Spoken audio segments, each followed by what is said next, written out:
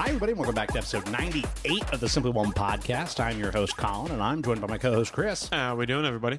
We're just a couple of best friends passionate about all things pop culture. If you're looking for lukewarm takes on movies, video games, TV shows, or even the occasional comic, we got the show for you. That's right. That's fucking right. Yeah, We're just getting closer and closer to the big triple dig. I'm getting pretty close. Oh, I'm so close right now. You wouldn't believe. Like, we're so close. We touch fingertips. That's probably all it takes. Anyways, Creation of Adam. Creation of Adam, because we both reached completion. So the whoa, it's crazy. This week we decided to go see the Beekeeper With Jason Stayfem. Jason Stayfem. I was like making him overly British. Yeah, just too British. And I try and do close to a Jason Statham. You know? This is whacking out. Yeah, I'm Jason Statham. You know, you're like, Jason Stayfem. at least I skills. You're like, oh my god. Shooting ranges. But yeah, so we went and saw the Beekeeper because we like to make fun of Jason Statham, and it looked just stupid enough that it might be redeeming. Might have some redemption there in its dumbness. And at the end of the day, Jason Statham, when you get him on his own, he's a pretty good action guy. Yeah. At least he was 25 years ago. Yeah. When he made the transporter. Bang. But we'll see how it goes. Porter, I barely knew her. What'd you say? I said Porter, I barely knew her. Transport. Anyways. So in the news this week, we might finally be getting a sequel to 28 Weeks Later. Oh, yeah. We've got some sad retirement news. Retirement. We got quite a bit of casting updates on HBO's The Last of Us. And Tom Cruise is striking all kinds of wheeling and dealing type of deals over at Warner Brothers / Paramount. So we'll get into all that, but we'll start up top with a quick little news update on 28 Years Later. It is in development as a sequel. And the reports that we're hearing is that it could potentially, depending on its success or how it's sold, could be a trilogy. Oh, nice. And it is Danny Boyle and Alex Garland reuniting. So they're the team that wrote and worked on 28 Days Later. Get Cillian Murphy.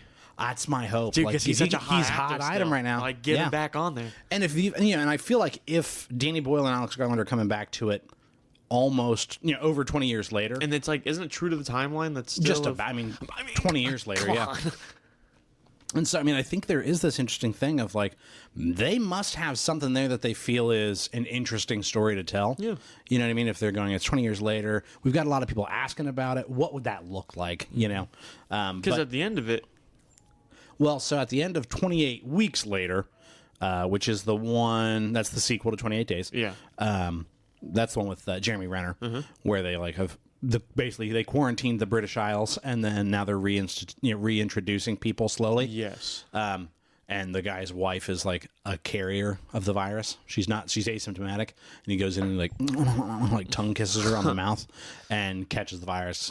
Turns and all that, and it very quickly. There's a very like claustrophobic scene in that when it starts to spread again, where the red alert's going off and everybody's trying to like file out, and people are just sandwiched shoulder to shoulder in this like long wide hallway.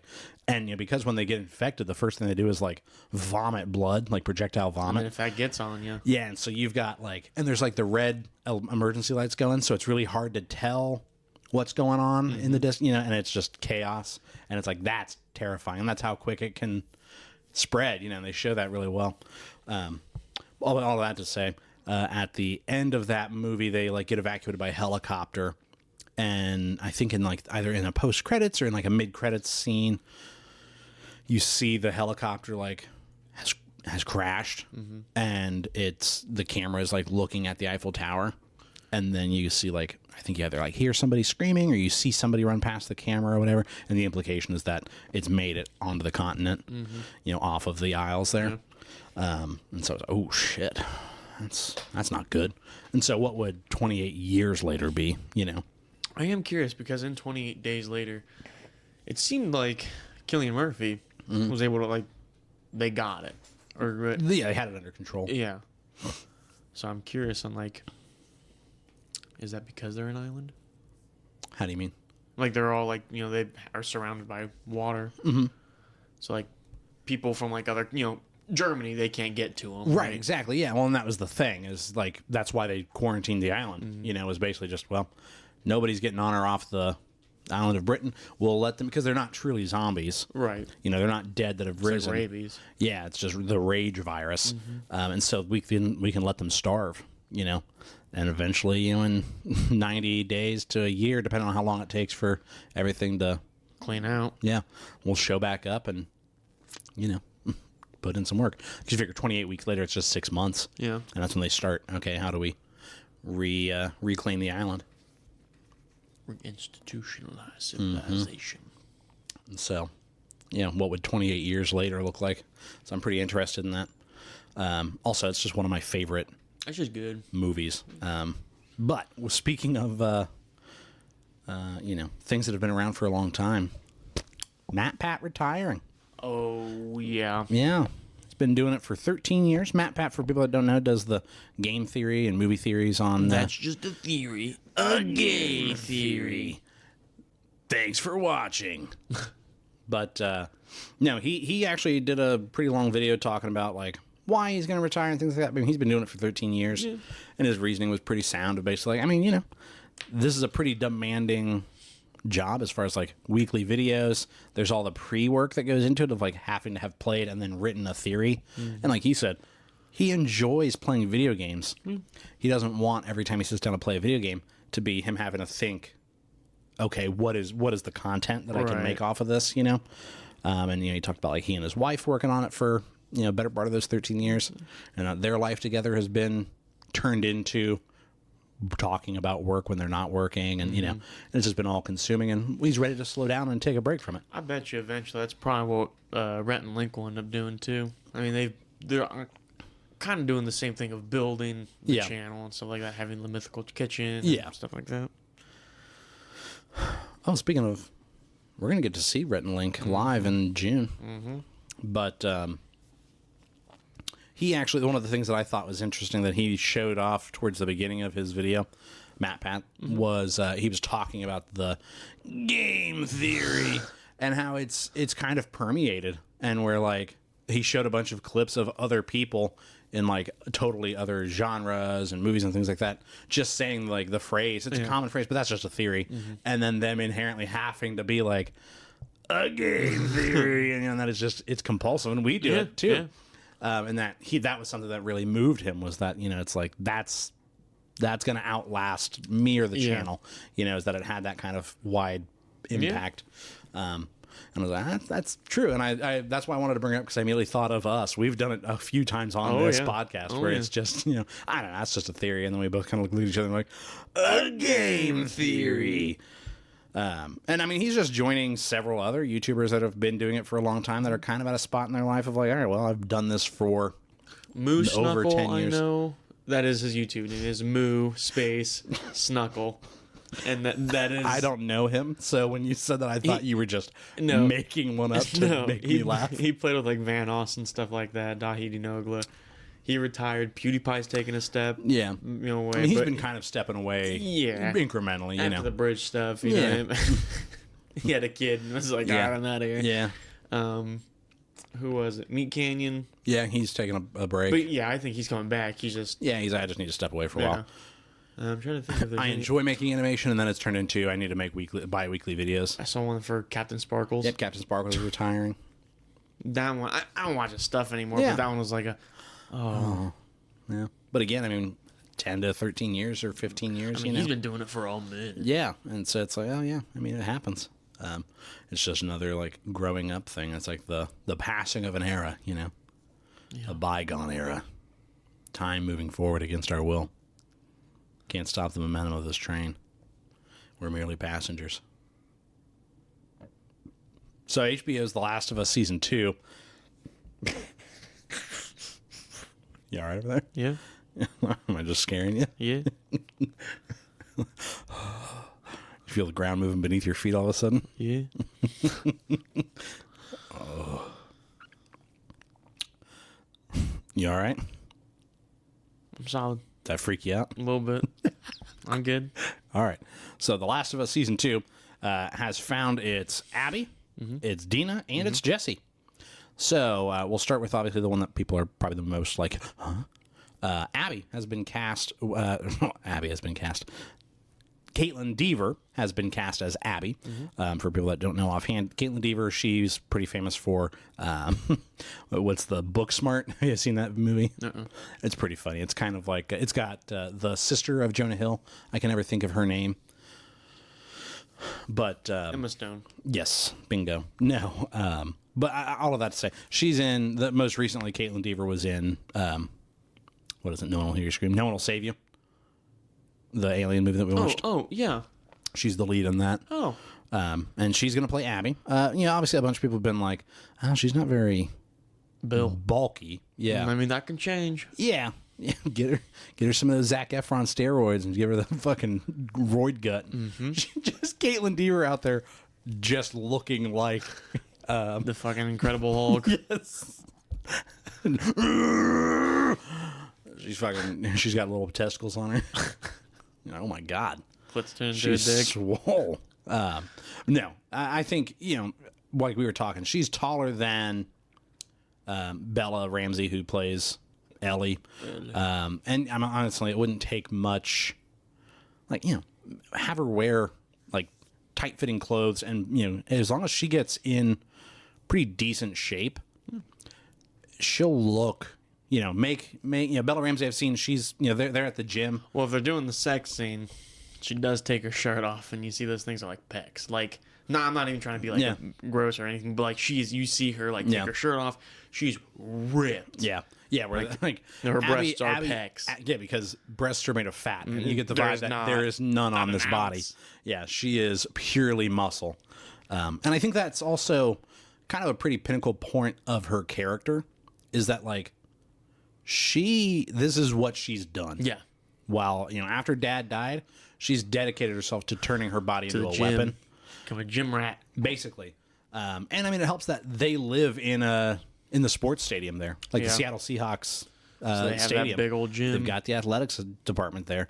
And I mean, she can just fucking work out, and there's probably like roids and stuff there, Yeah. She can just get as big as she wants, because she's been daydreaming about revenge, basically. Finding whoever this Joel Miller is. Yeah, and killing him with her hands. I'm not ready for that. I know. And I don't think a lot of fans are either. Yeah. Especially the people who didn't play the game. I know. Well, and I worry, like a bunch of people were like, well, hopefully part of the conversation of casting Abby was them being like, we can't have any control over how the public treats you, but there's a very decent chance that a very loud subsection are going to be absolute monsters to you. Like up to and including death threats and commenting on, your looks, your, everything about you, the way you act, and nothing, you won't be able to win them, Yeah. And something like that. It's terrible that those people just exist and are like, you know what we're going to do? We're going to dedicate our lives to making this person's life hell because they play a character who killed somebody I like. And then that's going to be so hard, too, because, like, the second that happens, a lot of people are just going to stop watching the show. Yeah. Well, I mean, I guess it's the same thing as, like, finding out that Ellie's gay, but I guess they kind of put a big filter on it by making episode 3 all about Bill and Frank. Yeah. And so if you had a problem with it, you probably stopped there, and then went, okay, well, now that we know the rest of y'all are cool, we'll show you the rest of the story. But Bill and Frank was so fucking That's good. heartbreaking. Nick Offerman made like a sarcastic response to a story or to a question where they were like, has there been any talk about Bill and Frank returning for another episode in, season 2, maybe another, obviously it'd be a flashback, episode or whatever. Sure. And he was like, I mean, I'm sure, we love the characters, and I've talked to Craig Mason and Neil Druckmann about like, if they could figure something out, I'd love to play him again, whatever, And then he makes a sarcastic comment of like, we've already talked about a Bill and Frank spin-off series, and all of the fucking news places were like, oh my God, they've talked about a spin-off, and it's like, he's very obviously being a smartass, right? They're dead, and we basically already showed you their entire life together. How could we make a spin-off off of that? And every other place in the world is like, how can we make a spin-off off of this? You know what I mean? And so he's making fun of that. But all of that to say, let's see here. Jesse is going to be played by a young actor that I don't recognize by name or face, but his name is Young Mazzino, and he was in the miniseries Beef on Netflix with Stephen Yeun and was Ali Wong. Yeah, that it got a ton of buzz. I heard really it's been good winning thing Golden about Globes and stuff. Yeah. And this gentleman was nominated for a Golden Globe for Best Supporting Actor in a miniseries for Beef. And he's got the look. I mean, like the shape of the face and everything. He looks a lot like Jesse. Oh yeah. You know, you give Jesse him has a little very oblong face. Yeah, almost rectangular. You give him or oval faced. You give him that long hair. Yeah, he looks like good. Jesse. And then for Dina, actually, they got actress Isabella Marced, who is most famous for playing Dora in the live action. What was it, like Dora in the Lost City of Gold or whatever. But apparently it's funny. Yeah, apparently it wasn't bad. Yeah, so Marced, obviously, like I said, is joining Caitlin Deaver and Young Mason there. And, I think we've got a pretty good rounded out cast. Pretty solid cast. I saw a fake that I got excited for, where it was like a photoshopped screenshot of a tweet. And it was that Josh Hutcherson was going to play Owen. And I was like, honestly, I could see it. Yeah, and which is why I bought coming it. Back. Yeah, exactly. I was like, oh, wow, okay. And then I saw, a comment beneath it was like, this is fake. It's not. I was like, God damn it. Do they have who's playing Owen yet? I don't think so. If they do, they haven't announced it. He could. He could. Yeah.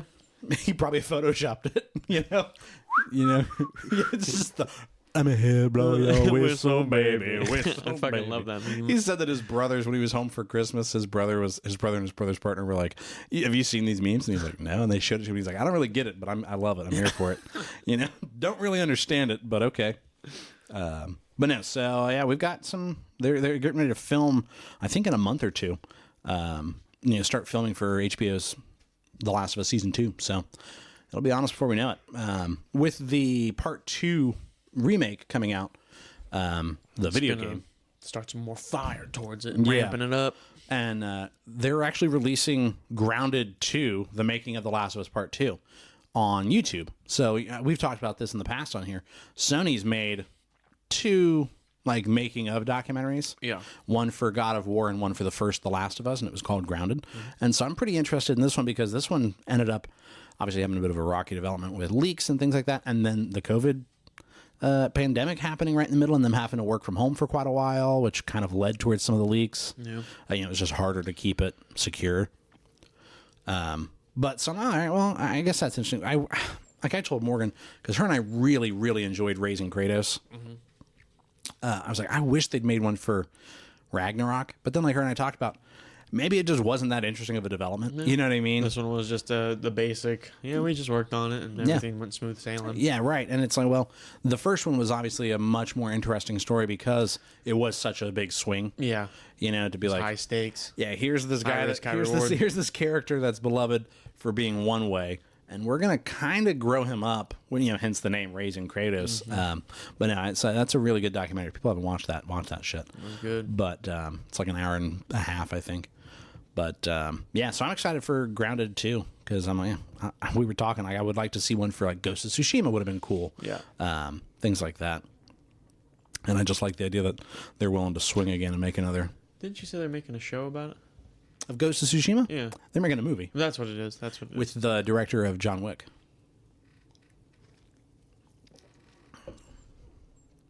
Chad Stahelski, I think is his name. I'm indifferent about that. We've talked about it before and you enjoyed it.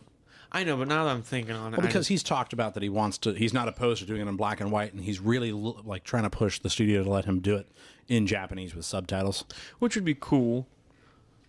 I'm just... I don't know. I mean, he's already got the story. Well, I know, but you know what I mean? Yeah. I guess just my thoughts don't matter anymore. No. Just what's your hesitancy? It's just with the John Wicks, it's very exaggerated. Sure. And I don't want this to be that exaggerated. Yeah. I want it to be a little more realistic, but I mean, there are points where it gets exaggerated, so that's where I get indifferent about it. Like you being a little bitch over there. I guess my fucking points just don't matter. Fuck you then. Because it don't. Get your little fucking pussy hairs in a knot over there. That's right. They are. Braided even. All right, let's see. Tom Cruise is developing several original films for Warner Brothers in a new quote-unquote strategic partnership. So he signed a multi-picture deal for him to produce and star in multiple OG picks. So they're not going to be, like sequels, spin-offs, things like that. They would be original projects, which is exciting because Tom Cruise is probably one of the last, like, true movie stars. True Scientologists. Oh, no. He's not one of the last true Scientologists. He's just the big face of it. That's right. But, I mean, his face and name still carry a lot of power as far as, oh, Tom Cruise is in this. I'll have to check that out, A movie has to look and perform very poorly for it to crash with Tom Cruise. And I think of the Mummy remake that they did. Didn't look good. Exactly. It didn't look good. Nothing about it was appealing, and it tanked, and it wasn't a good movie. It didn't look good, and then you watched it, and it wasn't good. And so, no good word of mouth. Yeah. For the people that did go see it, right? Yeah. The few people that went, I'll give it a try. Probably because Tom Cruise is in it, and then went, oh, tough. Don't go see that one. Like, that was a movie that I fell asleep in the middle of while we rented it from Redbox. Woke up, and it was still running. Hellboy. Which is the worst feeling in the world. When a movie puts you to sleep and you wake up and it's still happening. And you're like, oh, my God. Jesus. Fuck. But with that in mind, he is actually still reported, not he necessarily. Top Gun 3, which is at Paramount, is reportedly in the works, regardless of his deal. So it does make me wonder if they're trying to move forward without him or if he's going to try and, like, do both. But I'm not surprised that Top Gun 3 is in the works. I mean, we talked about that when we saw Top Gun Maverick. It did so much money. Yeah. And it was a good movie. Yeah. I mean, we really enjoyed it. It was a good action movie. To sit there and watch it in the seat, felt yourself, leaning with the jets, But I do wonder, all right, what's it going to be about? Yeah, I guess they could take a turn at Miles Teller, but I don't know that he's, what was the bigger draw on Top Gun? Was it the name of the movie or the name of the star? You know what I mean? Or was it the combination of Tom Cruise coming back to do Top Gun again? Yeah. I don't know that Top Gun without Tom Cruise is going to be as much of a sell. Right. But you can't do the same thing 3 times in a row. Yeah. So I don't know. It's a weird one to go back to the well. I think that's a big swing, but they might pull it off. See how they do. But I just thought that was interesting that Tom Cruise, man, at pushing 60 years old, he's still looking good, willing and dealing, looking good and making good moves as far as a businessman goes. He's going to die from his stunts. Probably. That's what's going to be his death. Yeah. He kind of reminds me of Chris Traeger from Parks and Recreations, Rob Lowe. Yeah. Scientists believe that the first human that will live to be 150 years old has already been born. I believe I am that human. That's Tom Cruise. And just that high intensity energy, that is literally the greatest idea I've ever heard. Where are we? Grains and stuff. So Kingdom of the Planet of the Apes is moving its release date. I believe it's moving it forward some. Let me double check that. Yeah, moving from the 24th of May up to the 10th. Bingo. Which was good because we were both like, are we going to have to do another double feature? Because I want to see both of those movies desperately. And now we won't have to, make a pick. And when we went and saw Beekeeper, we made the joke of just blitzing the little ticket attendant. And she was like, I wouldn't have chased you. I would have said, enjoyed the show. Yeah. So now we just know. Running past her. Yeah, now we know if we just start mean mugging people as we go in and get the shoulder ready, they'll just let us see free movies. She's like, they don't pay me enough to care, honestly. Like, She had the 3D glasses over her glasses with the frames popped out, playing fucking games on her phone. She didn't fucking care. Beep, beep. You're right there in Theater 4. Get in there, baby. Yeah. But, she was pretty funny, wasn't she? She was like, honestly, you could have. Yeah. I wouldn't have stopped you. But no, so I was excited that they heard our cries and went, all right. And that was good because the two movies don't have to compete directly, on their opening weekend. But while we talk about opening weekends, are you ready to talk about The Beekeeper? Let's talk about it. Give me a synopsis right quick. Jason fucking Stayfem. Yeah. No, what's the name? Adam Clay, I believe. Clay. Adam? Was it Adam? Yeah. It was definitely Clay. Was the I last think it name. is, yeah. Adam Clay. Tom Clancy? Oh, it was Adam Warlock. Adam Warlock. Catch a peek of these warlocks, huh? And I just pull my balls out. Adam Clay, yeah. Yeah. Excuse you. Excuse me. Pardon.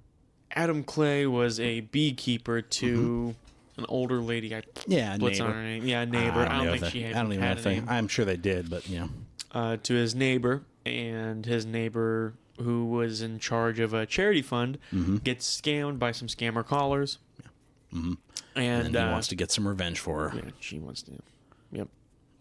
So, and he's a beekeeper. it is that kind of like, it feels like an unfair comparison, but like a John Wicky like simplicity to the setup, where it's like this retired badass has a simple like has come out of retirement for a seemingly small reason, you know what I mean? Where like the motivating action doesn't seem to justify the results. No.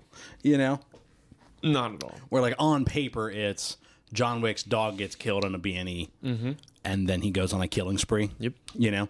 And this is Adam Clay's neighbor gets scammed out of multi-million dollars, and he goes on a killing spree. Yep. And we'll get into it. He's kind of a psychopath. A bit. We were like, whoa. Oh my god, dude. This man's at best a sociopath. But I do want to talk some numeros. On a budget of $40 million, it has grossed $21 million worldwide. So, but also, I don't think it's really had much marketing. Like I only saw stuff two or for three it things maybe on Instagram in the theaters, but I don't know that I've seen anything online, for me at least. I did think it's interesting that like it's a $40 million movie. Yeah. That's a mid-budget film. How much was the Meg? Oh, I'm sure it was 100 million. You think? Yeah. Hold on, let's find out. What was the budget for the Meg? 130 million. Jesus. And it grossed 145 in the U.S. and Canada, 384. So it had a gross of 530. So it made its money back. That's why they made a Meg 2. Let's see what was the budget on Meg 2. About $200 million. 129 million. So they kept it right around the same. That's good. I mean, it didn't make enough money on the first one that they were like, more money equals more money. Right. They went, well, let's keep the same and see if we can do it again. But all of that to say, on Rotten Tomatoes, it's got classic action movie divide here. But honestly, it's not that big of a divide. The critics give it a 69%. It's still considered fresh, but it's not like certified fresh. Right. Or it's like that weird where it's just red. You know what I mean? It's not certified fresh, and it's not a Rotten Tomato. Just right in the middle. But audience score gave it a 93%. So people going and seeing it are like, that was a solid action flick. Let's see here. On our IMDb, let's see what they've given it here. I gave it a 6.8 out of 10, 55 on the Metacritic. So it's sitting with the critics about right in the middle, a little above mid, but we can take it or leave it. Yeah. What's your give me some spoiler-free plot thoughts there.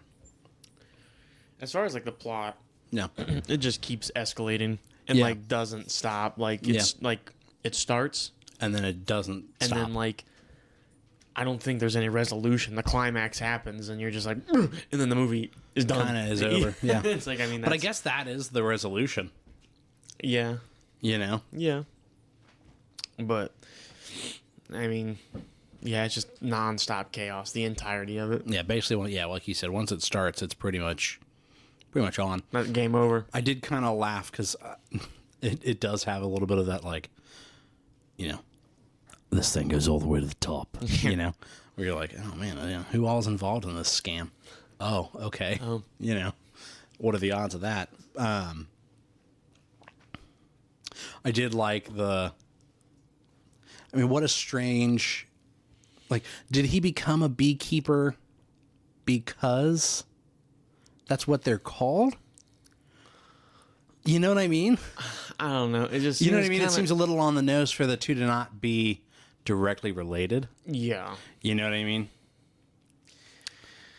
Where like I guess it's kind of a spoiler, but like, I mean, that's the thing is we can't really. They also say it in the trailer that like the beekeeper is actually like an outside of the system entity, I guess. That like their whole purpose is when like the laws and things like that aren't working and the system's busted, their job is they can work outside of laws and the system. That's when you call me. On their own judgment as well, to like basically go in and fix things. Take out what needs taken out and adjust where is needed, right? So that's just like they're using the analogy of a beekeeper, like they maintain the hive. But he's actually a beekeeper too. Yeah. And so I was like, is that, and like you maybe meet potentially another beekeeper. Sure. Potentially, maybe, hypothetically.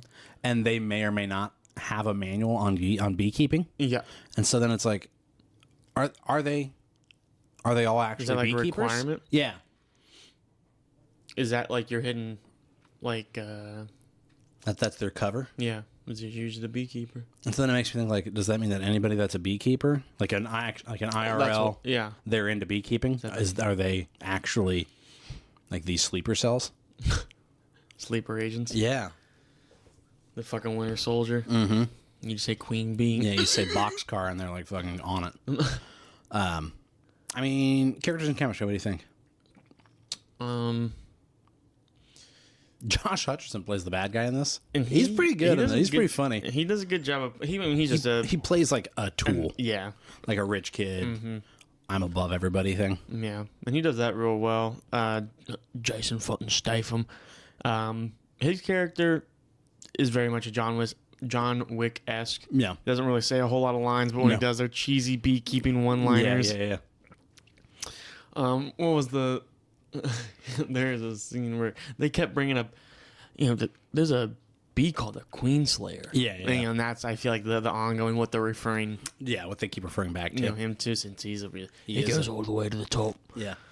But, so, I mean, yeah, I will say, you don't see a whole lot of relationship between him and the neighbor. And anybody else, Other than he's like, thanks for taking care of me while I was renting your land. You've taken really good care of me while I've been here. And she's like, yeah, sure, if you want to come over for dinner. And he's like, I bet. Here, I'll bring you some honey. Yeah. And he comes over and, fire alarm's going off. And so he lets himself in. Are we in spoilers now? Yeah, I mean, that's the thing. We've done this whole thing out of rhythm, then. We got to rate it and all that, man. All right. God damn, son. Act like this in the 98th episode. Busted. Guilty. So... Yeah, I guess. Do you want to rate it? Yeah, let's just rate it. All right. So, how can we rate things around here? Now, you can always be overwhelmed, which means your expectations were thoroughly surpassed. Even you can always be underwhelmed, which means they just weren't met. Thought it was a big fat fucking wet fart. You can always be right in the middle and be simply whelmed. 1, 2, 3. 1, 2, 3. Overwhelmed. It was a good movie. Yeah, we enjoyed ourselves. It's not like I'm not gonna be like I gotta own this on disc, but it was like a good what a stupid little action movie. Like when it comes out on streaming or DVD, I'll probably watch it again. We'll throw it up. Yeah, we'll throw it up. I'll watch it again because there's a lot of good action in it. I mean, it does exactly what we, I guess, had hoped. Yeah, like the best case scenario for this movie was that it was going to be a really good. Why was that good? Yeah, I mean, you could tell from the trailers and stuff that I wasn't going to leave that movie like emotionally changed. Right. You know what I mean? Yeah. But it also wasn't the thesis of the movie either. Cinema. Yeah, it wasn't going to be like, damn man, that's whoa. But it wasn't. It was a genuinely good action flick. It didn't take itself too seriously. No, and I think that's always a good indicator too. Yeah, where like it made kind of jokes at its own expense to an extent, not like but like there were cheesy lines that they knew was cheesy. Yeah, and like you said, kind of playing up the beehive like verbiage, But no, the action's pretty dope actually. He's again, like I talked about, leading up into it. Jason Statham's a good action star. He just hasn't really been in a good action movie. Since then, since like the Transporter movies, he was in the Expendable movies, and like outside of the first one, which is still pretty rough, they're not good. And then since then, he's been in like The Meg, He did the Mechanic, I think, which wasn't bad. I haven't seen The Mechanic, but I mean, he plays himself. The Pacifier. Just another bald white dude. I thought that was Jonathan Majors. Jonathan Majors. Yeah, what are you talking about? I get him mixed up. There's now Another bald dude. I like how Which Jonathan Majors isn't bald Yeah, or white. or white. Doesn't look anything like him. Yeah, very few resemblances. I mean, at best, he's got really short hair sometimes, but even then, Yeah. he's younger than both of them. He's not the same race. He doesn't have other than being masculine In movies. and in films. There's really no overlap. That's all you need. Yeah, though I guess. Well, they got allegations on him, so yeah. allegedly. He was found guilty, so we can call that one. Jonathan Majors did it. Vin Diesel is just being accused. I wouldn't be surprised. Well, either way. But anyways, The Beekeeper. Yes. What was your favorite action scene in there? So pretty early on, so just like a quick to try to do it chronologically. Yeah. Quick plot summary. Yeah.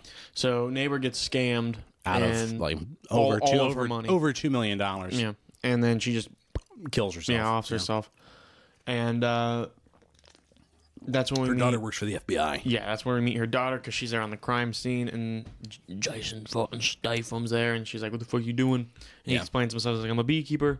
Your mom was renting me some land, and I was just coming to drop off honey to thank her." I heard the fire alarm when she didn't answer the door, so I came in. And saw everything that was going on.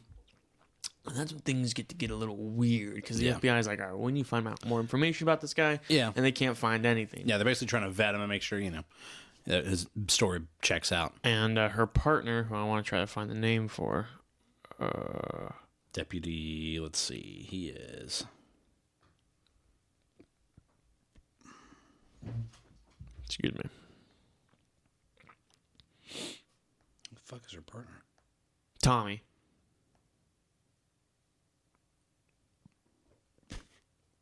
JK Agent Matt Wiley. Who was Tommy? Yeah, Matt Wiley. Yeah.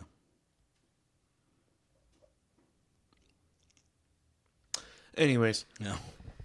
so Agent Matt Wiley was like, maybe he's Military or like Secret Service of some which kind. he got it right on the fucking nose. Yeah. Like, yeah, he is. Yeah, which I appreciated that. Yeah, and That she they were was like, just like, all right, well, this guy's no. confidential of some kind. Yeah. And then they like beat him pretty quick of like, this guy's ex-military or something. Yeah. Based on his lingo and just the way he carries himself. But then after that, Which also, if he's supposed to be a secret, he's not doing a good job. not at all. But so he goes to the hedge fund essentially.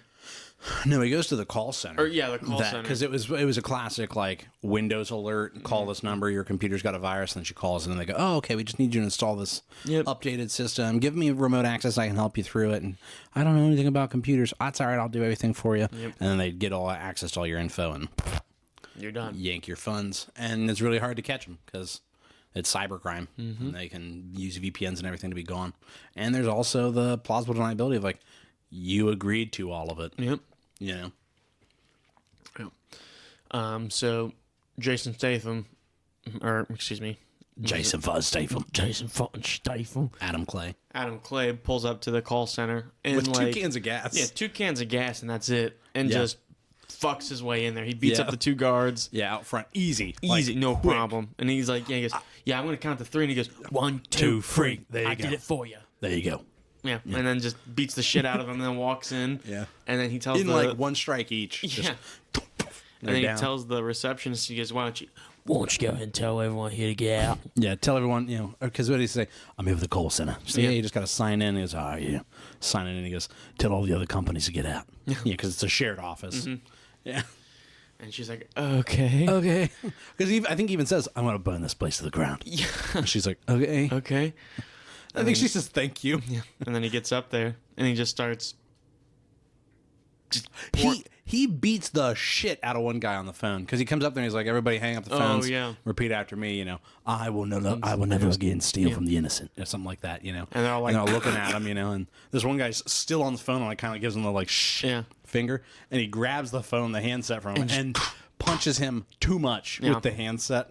We both were like, oh my god, Oh my God. you killed that guy probably. And then he goes, Just say it. Yeah, now repeat after me. And everyone just, I will not yes, steal sir. from the innocent. Yeah. Good, good. And it just starts pouring gasoline on everything. Yeah. And then as he's On doing, people, too. yeah, if they're not moving, he's just pouring it They're over. And gonna, he goes, yeah. yeah, you're gonna want to get out. And then I did like his little rig that he did on it, so that he didn't just like throw a match in there. You know what I mean?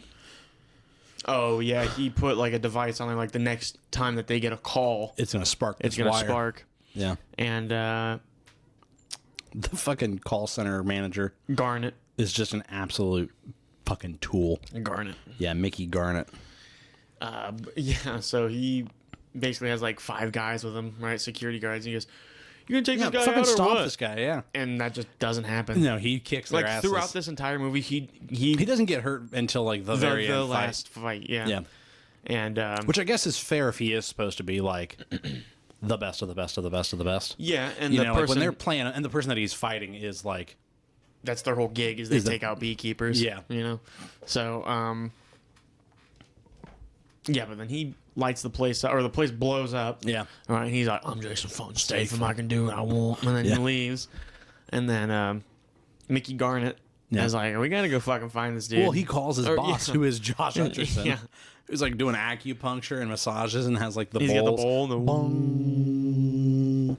Oh, that's nice. He's getting like, give me a fucking flat white, huh? Yeah, and some sushi and shit. And he's got like the frosted tips. Yeah, and he's fucking riding around the office on a skateboard. Uh-huh.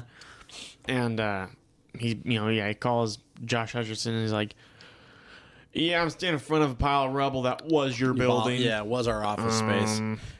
He's like, that building was $20 million. He's like, well, it's a $20 million ashtray right now. Yeah. And he's like, "All right, well, you need to go." Look over your last few big hits. Yeah, and- and go search him down, see if you can find this guy. Yeah, because they're like, "What do you know about him?" And he goes, "Nothing other than that he owns bees." Yeah. And they're like, All right. "Okay." And so they eventually find him, and they're like, "I don't think this is it. You know, just a $2 million case. It's an old woman." Right? Yeah. And then they see his his truck. And then they come up and they go, "Oh, he's a beekeeper. Let's go fuck up his bees." Yeah, and he just breaks our shoot- shit. Let's break yeah. his shit. They just shoot all of his apiaries. Yeah. We were like, damn, fucking bees do to you, man. And then, And I like that he'd already pinned him because yeah, as soon as he gets back to the barn, he starts turning on all of his all equipment. the equipment and stuff like that. Then at first it's like you thinking it's just to draw noise and stuff like that to kind of which I disorient think it them. was a little bit. But then he comes and he just fucks them up. I mean, he Yeah, because sticks. it's what, 4 guys. Yeah, he sticks a barrel of the shotgun from one of the guys through his chest. Yeah, he like pulls the switch and slides the barrel out of the shotgun and just stabs the dude in the like clavicle with it. Mm-hmm. One dude, he just chokes to death with a chain. I mean, like slowly. You know, Yeah. it's not like he snaps his neck. He strangles the man to death. I'm trying to think what about a couple of the The other fucking guys. other dude, he pulls he pins him to the wall with the shotgun in his mouth. Oh like, yeah, and just lengthwise. pops his teeth Yeah. out with it. And I think like either breaks his jaw or I thought that's what it was. strangles him or something. Either way, he kills the guy. He zip ties a guy up and lifts him up and hangs him. Yeah, But I don't. What was that? that was the dude in the chain. That was the dude that he had with the chain that he. No, because he just dropped him. Because the chain was hanging low, but he put something up and pulled it. I don't remember that one. But anyway, so yeah, Either way, last boy, old Mickey Garnett, Garnet has just a pistol. You know, is panicking because he's finding the dudes that are dead. dead. And he tries to shoot him, and Jason Statham grabs his him hand and and shoves runs it through a bandsaw. Mm-hmm. Cuts just the cuts- pistol barrel and his fucking fingers off. and you just see that happen, and he's He just kind of pushes him over yeah, and leaves the building and then and torches the barn. torches it, and then come to find out that Mickey Garnett didn't die, No, he got out of there. and he's He's waiting on a bridge of one of sorts. the lift bridges. It's not a drawbridge, but the kind that just the whole middle raises up for ships. And, He's on the phone with Josh Hutcherson. He's like, I fucking lost my fingers, man. yeah, he's like, "What the fuck are you talking about? I'm fucking bleeding. He's like, are you crying? I'm not crying. I'm bleeding. I'm bleeding." And then Jason Statham comes in and punches him through the window. Punches him in the fucking head, pulls him out of the car, and fucking ratchet straps him to the, just in place there with his arms wrapped around him, you know? And then he basically goes over and slaps the back end of his car and just drives it through the Drives it past his off into the water, and the guy's Just ratchet strapped torpedoes him. to the truck, and just drowns, presumably. which is hardcore. And then he's like, Takes his car, picks up the phone, and is like, "Who the fuck is this? I'm fucking Jason Stayfem." And he's like, fuck you, that's who I am. "Yeah, I'm fuck you. How about that?" And he's like, "I'm gonna fucking kill you." Or no, he asks him. He does have a hard ass line. He says, "You sound young. Have you done any estate planning?" And he's like, "I'm 26. Why would I need an estate?" He's like, "I'm about to show you." Oh my god. God. But I like that also, like, estate plan. Like, he's got this weird, like, he's white knighting for the elderly. Yeah. In a way. Yeah. Not that that's strange, but it was a weird, like, he's so passionate about the elderly. About protecting the And innocent. being alone and forgotten. But then Josh Hutcherson basically is like, we gotta figure out the fuck to do. Because he's killing all these dudes. So he goes to his, like, stepdaddy / not stepdaddy, just owner of the business. Like advisor Yeah. of sorts. He owns mom's business now. And he's like the ex, like, commissioner of the CIA. Yeah. Or director of the CIA. And he's like, "You can fucking disappear this guy, right?" And basically they very quickly realize, oh, this guy's a beekeeper. Yeah. So they start calling in some favors. And They're like, yeah, we got another beekeeper. en route, they're going to take him out. Yeah. And this fucking wild-ass chick Pulls up. pulls up on the gas station that he's at. And, like, she's got crazy hair. She's just a crazy person. Yeah. And like they even said, they're like, oh, fuck, she's nuts. a loon, She dude. is psycho. Yeah. And she rolls up. She's got a fucking minigun in the back of her car. First of all, he whips the shit out of her with a gas pump. Yeah. He rips The actual pump itself. the tube. Yeah. And starts choking her with it. Yeah, swings her ass over the car. We were like, oh my God. He's whipping her ass. And then, what else? I'm trying to think. He fucking throws a jar of honey at her head. Yeah. First of all, we both laughed. Yeah, we couldn't stop fucking giggling at Because it that. just... And she's like, oh, fuck. And then, He just walks over slowly and just throws a lighter on her, and she goes up. Still living. which we found out. Honey is flammable. Pure raw honey is a flammable substance. Yeah. So we're like, all right, good. It checks out. Yeah, but yeah, Except she's first I was like, crawling was on that the a jar floor of just napalm? on fire. Just, and then he He goes walks to his over, truck, cuts a finger off yeah, her, chops her finger off, and puts it in a chip bag, Yeah. and then is like walks over to a fucking civilian and is like, I need your keys. And the guy's just kind of like, yeah, here. and then he blows the place up. Yeah, well, I don't think he intentionally blows it up. She's on fire at a gas station. But potentially killed civilians Potentially, because yeah. there was more than just that dude there. But then Goes to her hideout, and gets some more equipment. and then gets the information of where Which he didn't end up using. he used like her guns and stuff that he grabbed, but no, he didn't use any of the. Like, he grabbed flashbangs and stuff. He never used them. He didn't use any of his equipment that he picked up. Because I don't even know that he uses her guns. He always, like, gets a gun from someone else. You know what I mean?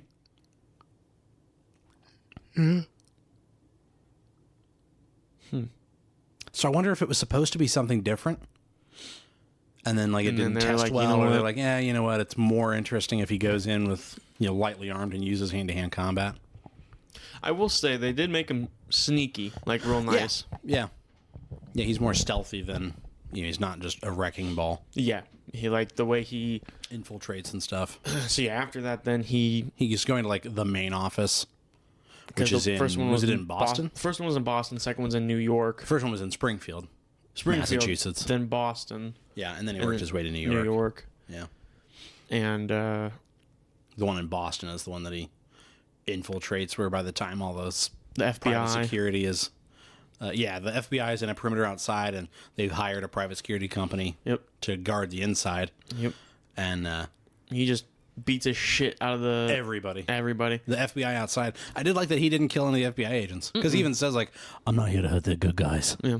And they're like, arrest this guy. And he's like, all right. Just starts beating the shit out of him. But yeah, it doesn't shoot and kill any of them. He shoots them all in, like, the chest and the The body Kevlar. armor. Yeah. Kevlar. But then there's that scene with the guy, and he pins him down. He's got a stapler. Yeah, the floor manager of this call center, he's torturing him by stapling the shit out of his face. And his hand. Yeah. And he's just going back and forth looking around. You're like, come on, man. Yeah. Yeah, he's basically just kind of like Toying with him. lightly slapping him in the face with the stapler, but he's got it unfolded so it's flattened out. And there's a and we were like, oh my God. And it was comedic. Yeah. Yeah, and he's like, you can make this end whenever you want. The guy's like, they'll kill me. And he's like, I'll fucking kill you. You know? Just keeps stapling his head. And by the time he sits up, he's got like 7 staples in his forehead. And you're like, oh my God. He used the pack, you know? Yeah. Yeah, that's what we were laughing about. He runs out of staples. Has to go rooting through drawers. Yeah. Need more staples.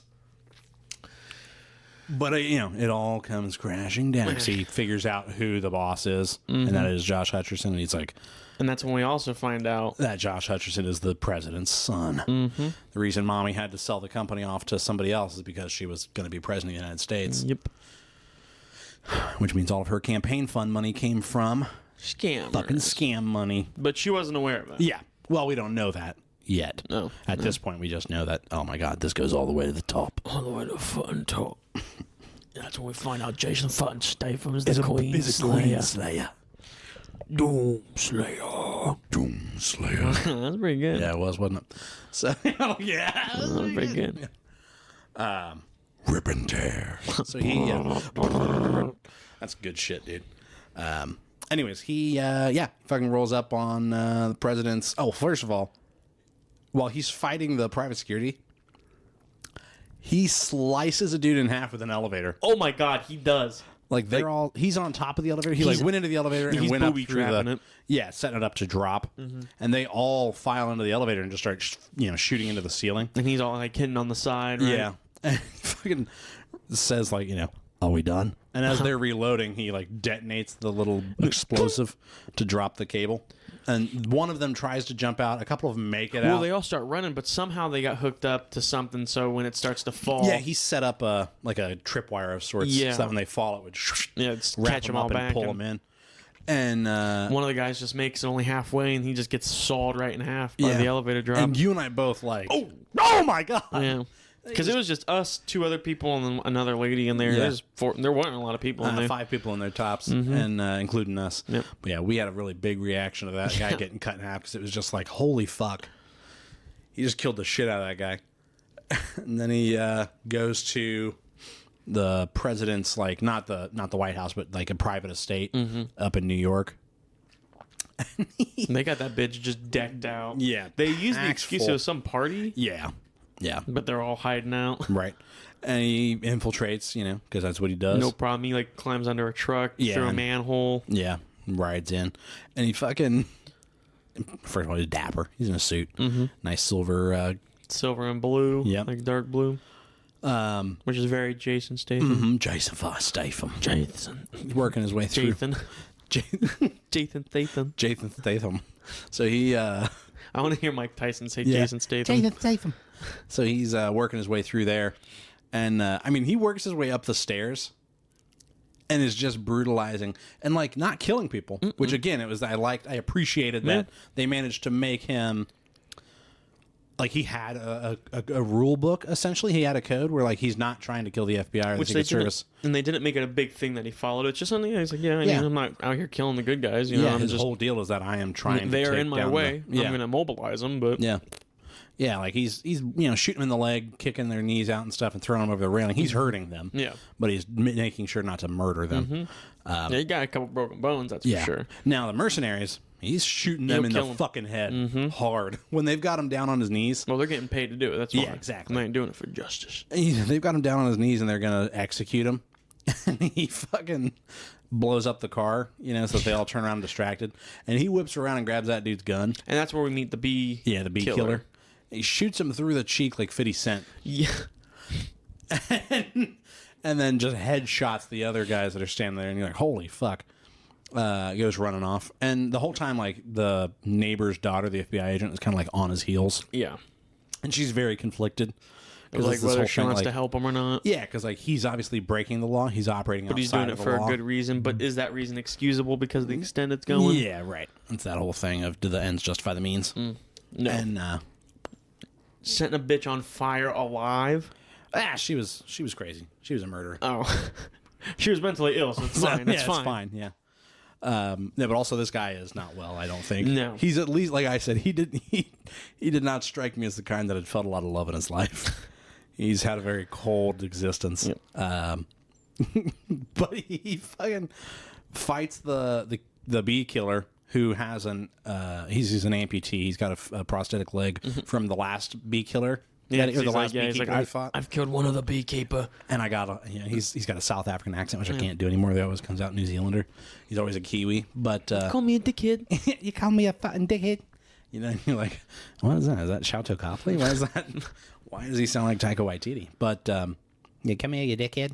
So he he's like, I got lucky basically. And when I killed that beekeeper, it was strictly luck. Yep. But he's fucking Jason Statham up a little bit. They get into like a knife fight in a narrow hallway with like mirrored walls. And I did appreciate like the way he wins the fight is he's got him pinned to the wall and they're like, it's a any man's fight here, And he looks down and realizes that he's got a prosthetic leg and he just kicks the prosthetic off and him. that's how he wins. Yeah, and drops the guy to the ground and stabs the shit out of him.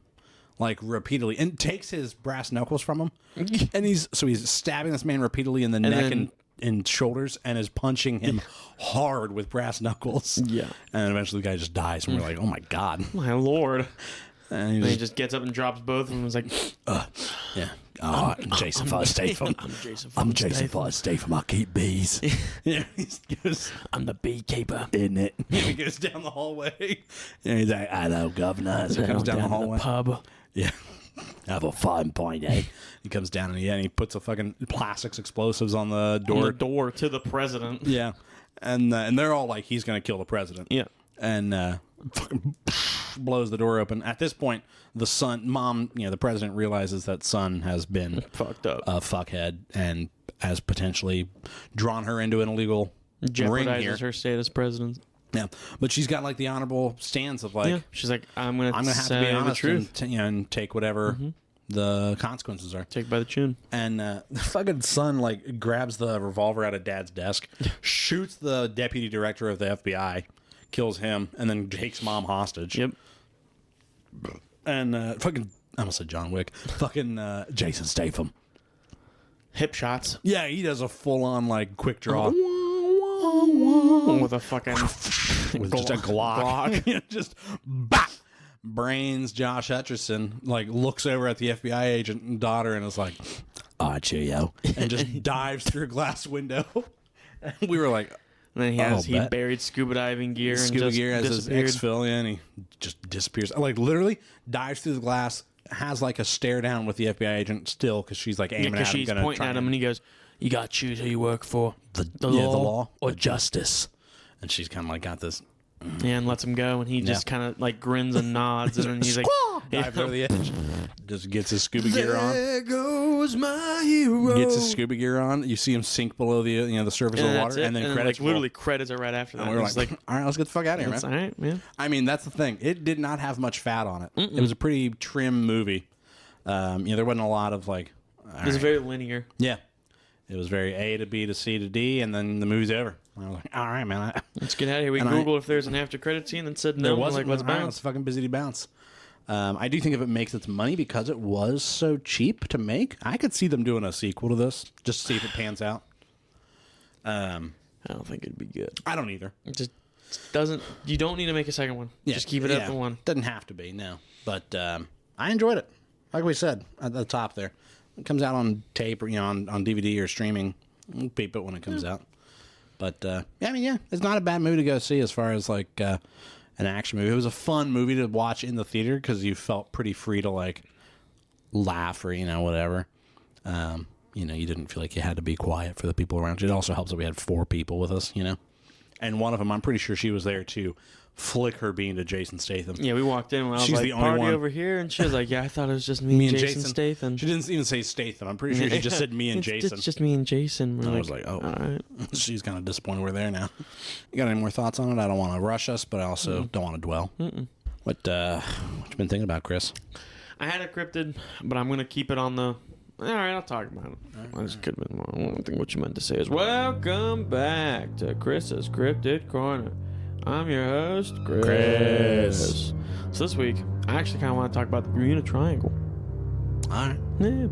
And so, for those who don't know, the Bermuda Triangle, also known as the Devil's Triangle, much as we know it, is a region on the Atlantic Ocean by Florida, Bermuda, and like Puerto Rico. Puerto Rico. Puerto Rico. But it said that a lot of aircraft, ships just kind of go missing. That is a fact. They do, right? And it's just kind of like this weird dead zone, right, where they lose a lot of connection. And I was kind of looking at that. I was like, why is that? And I wanted to investigate it a little bit. And there's a couple different things that I thought would make sense that are more of like the phenomenon, but a realistic phenomenon. Okay. So the first one I had pulled up here. Oh no. Oh no. Oh no. Come on, King. Well, so first I thought I would talk about because I mean there's 50s to hundreds of things that have gone missing, so I'm just going to mention a couple of them. So starting off with one that happened in the early 40s, 1945 to be exact, on July 10th. Thomas Arthur Gardner, a MM-3 USN, along with 11 other crew members, was lost at sea in a U.S. Navy PBM-3S patrol seaplane in the Bermuda Triangle. They left the Naval Air Station in Banana River, Florida, at 7:07 p.m. on July 9th of 1945 for a radar training flight to Great Exuma in the Bahamas. Their last radio position report was sent on 1:16 a.m. July 10th, 1945, with a latitude and longitude of 25.22 north, 77.34 west, near Providence Island, after they were never heard from again. An extensive 10-day surface air search, including the carrier sweep, found nothing. But we've kind of talked about before, people that go missing in the ocean, you're pretty much fucked. I mean, yeah, you've seen like here's someone on a buoy, yeah, you know, and like here's someone in the plane, and you just can't see him. You can't even see the buoy. Yeah, I mean, it is just a sea of blue. Yeah, which literally, I think that's a $1 million idea to make something like a flare or some device where like maybe you can just punch it and it opens and expands, right? Just so you're a bigger object to look at. Sure. Patent that. I'll get right on that. Yes, sir. Another one is in 2005, June 20th, a Piper, I barely know her, PA-23 disappeared between Treasure Cay Island, Bahamas, and Fort Pierce, Florida. And there were Why do you always say Florida? Florida. And there were 3 people on board. And it was just they signed on, they left, and just disappeared. Never heard from them back. And then it looks like the most recent one was in 2017, May 15th. It was a private MU-2B aircraft, 24,000 feet, when it vanished from the radar and radio contact. The air traffic controllers in Miami said that they had found later plane wreckage along the sea. So, just a crash. Yeah. Right? And then, because reading some of those, I was like, and this is where I was like, deeper, you know. And I was trying to see if I could find like any of the radio castings back and forth to see if there's anything. Yeah, not really. I just couldn't find anything. Didn't have enough time. Whatever you want. I was lazy. Yeah, right. Whatever you want to call it. But then some of the things I did. Tomatoes, potatoes, you know. Yeah, is the first one I thought was the most like, okay, this is pretty realistic, was wormholes. No, wormholes, but that's not the most realistic one. Oh, okay. I was like, you what now? No, Did you see the concern on my face? You're like, that's what you thought was real? That was the realistic one? So, I mean, yeah, it's a dead zone. What if it's just one of those where it's a whirlpool, right, where 2 waves of ocean, just different currents hit, collide, and that would explain ships going down, but it's creating such a strong magnetic field, maybe? Because the methane bubbles popping up? Methane bubbles? Or now you're just coming up with shit. No. Methane bubbles. In 2016, a group of researchers from the Arctic University of Norway announced that they had discovered massive half-mile craters at the bottom of the Barents Sea off the coast of Norway, and the craters were hypothesized caused by sudden explosions of underwater deposits of methane. Okay, so that's up in Norway, though. Right, but I'm just saying, it could be that's what's, causing it down there, and then just through it, it sinks them, causes whirlpools. I mean, maybe the shock of it, I don't know, it could cause planes to crash or something.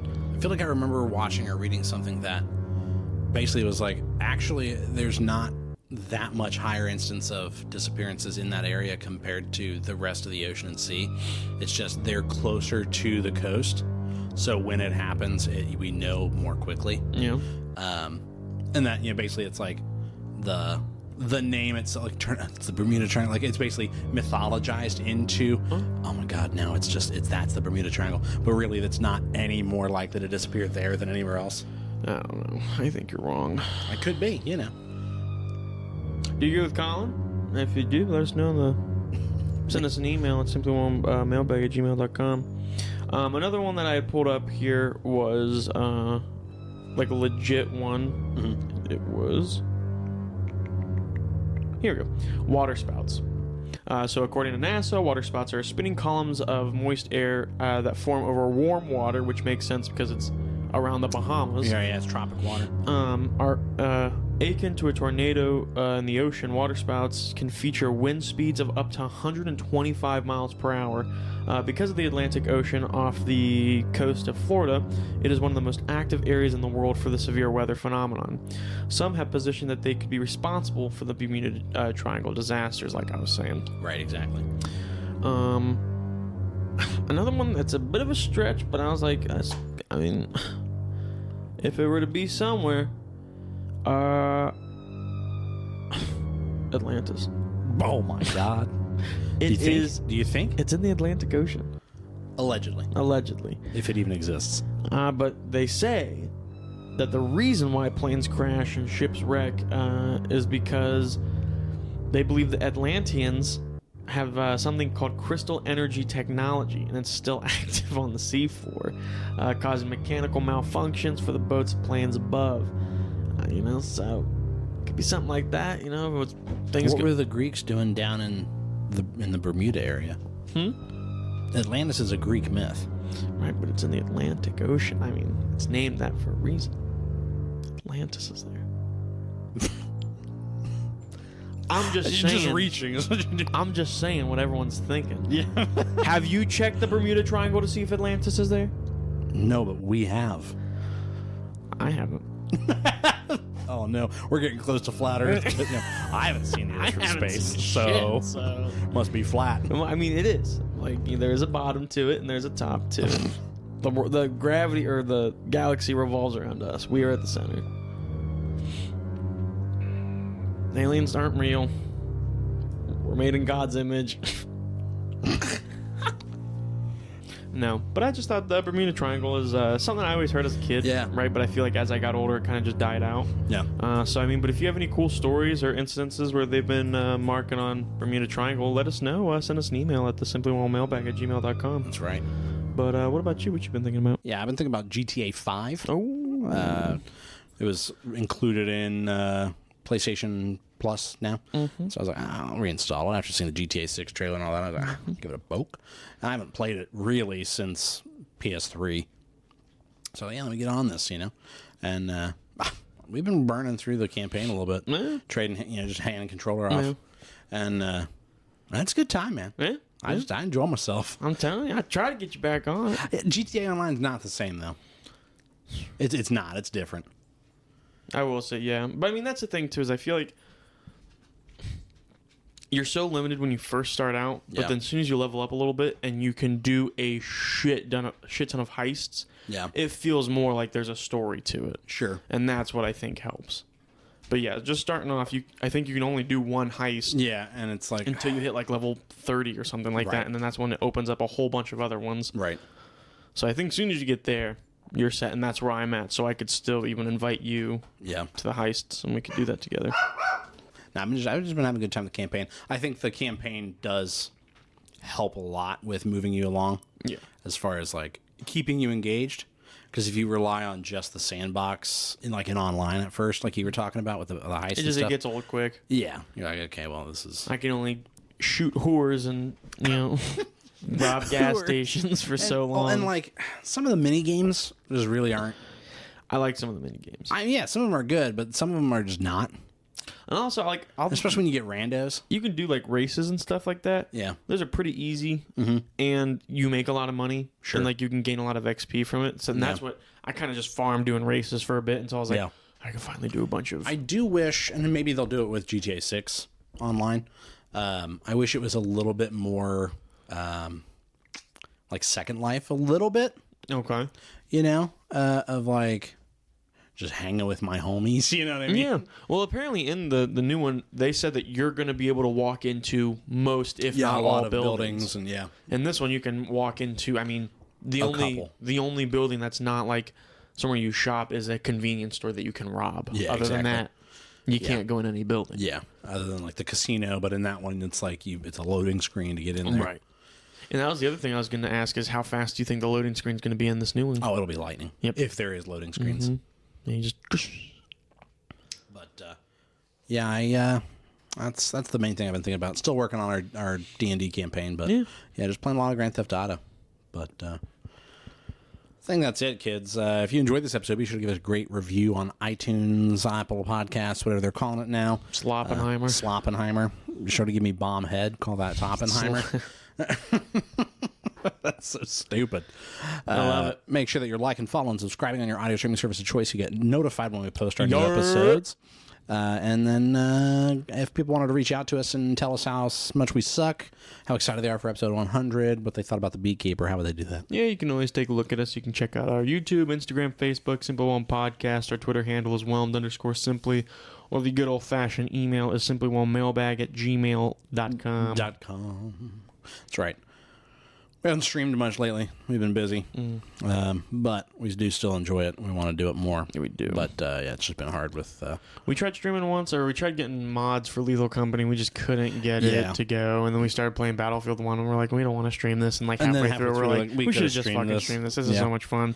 Yeah. But we do stream periodically. So keep an eye on our socials, and we'll post before we go live. But if you're looking for just our channels, or if there's anything in particular you want us to play, let us know, because we're pretty open to what we play. I mean, we like first-person shooters, horror games, we really like the survival adventure games. Yeah, survival crafting. Yeah.